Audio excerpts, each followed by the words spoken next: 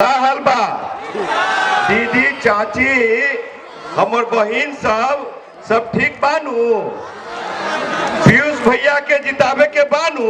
इस यहाँ पे भानपुर गांव में कदम रखे हैं और ये जो आप वस्त्र दिए हैं ना, हम कसम खा रहे हैं आप लोग के सामने कि ये भू धातु से मुंगेर को मुक्त करेंगे और पीयूष भाई को सदन में पहुंचाएंगे। सुन लीजिए ए दाढ़ी वाले बाबा, जो सिर्फ मन की बात करते हैं और किसी का मन की बात नहीं सुनते हैं। यहाँ पे बार बार पलटी मारते हैं। अरे भाई, ये क्या हो रहा है देश में? बाबा साहब ने ये सपना नहीं देखा था, ऐसे समाजवाद पैदा नहीं किए थे। बाबा साहब ने जो आरक्षण दिया था, जो आप लोग के हक अधिकार के लिए, वो ये लोग सदन में रिजर्वेशन कब दोगे? भागीदारी ज्यादा से ज्यादा कब दोगे? हमारे युवा नौजवान बेरोजगारों को रोजगार से कैसे जोड़ोगे? तो अब आ गई बारी सदन में भागीदारी का, सरकारी महकमे में नौकरी का। हम लोग को ज्यादा से ज्यादा हमारे समाज के बेटाओं को हमारे कर सकता है।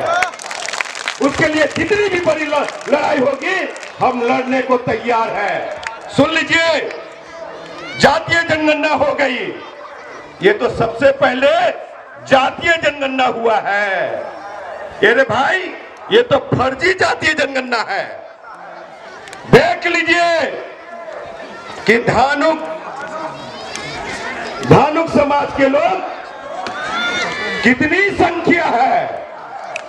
जो संख्या में आप कम दिखाए हैं, बिहार में पासवानों की संख्या, दुसाधों की संख्या भी कम दिखाए।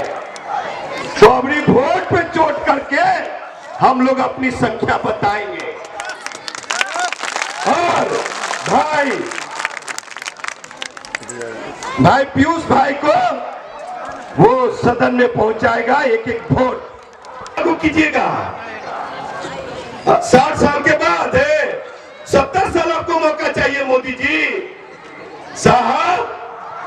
अब एक एक हाजीपुर से मैं हूं ये परिवार को हराने के लिए, और मुंगेर लोकसभा में आपका बेटा पीयूष प्रियदर्शी दोनों पर मुंह तोड़ जवाब दे रहे हैं ये भू धातु समांतवादी लोगों को, समझे? और बहुत हुई पेट की खेल। हम लोग दिल्ली गए थे तो हम थोड़ा सा फोन के किए थे, जब इधर सामाजिक न्याय की तरफ थे, समझे भैया? तो उसका पीए क्या कहता है कि तुम्हारे जैसा ढेर नेता देखे हैं। हमने कहा कि चेहरा को पहचान लो। इस बार मुंगेर लोकसभा नहीं हरा दिया इंजीनियर राजकुमार पासवान, तो असल फिर चौहान का वंशज नहीं। ये जितना भी घूम रहे हैं ना मोदी के साथ, मोदी का हनुमान बन करके, ये नागपुरी संघी दलित है, ये झंडे वालन का संघी दलित है। ये भारत जो है ये नाथूराम गोडसे का देश नहीं है, समझे? ये जो गोली चलाते हैं और कहते हैं क्या कि भैया सभी को पाकिस्तान भेज दो। हमारा प्रधानमंत्री जानते हैं कितना कमजोर है? एक देश है केनिया, उस केनिया के भी प्रधानमंत्री से सबसे बड़ा कमजोर प्रधानमंत्री है। हमारे देश में क्या नहीं है? राफेल है, राफेल है, एटम बम है, परमाणु बम है, ना जाने कितने हथियार खरीदे गए हैं। फिर भी देश के 140 करोड़ आबाद को क्या ना दिखाया जाता है? किससे डराया जाता है? पाकिस्तान से डराया जाता है।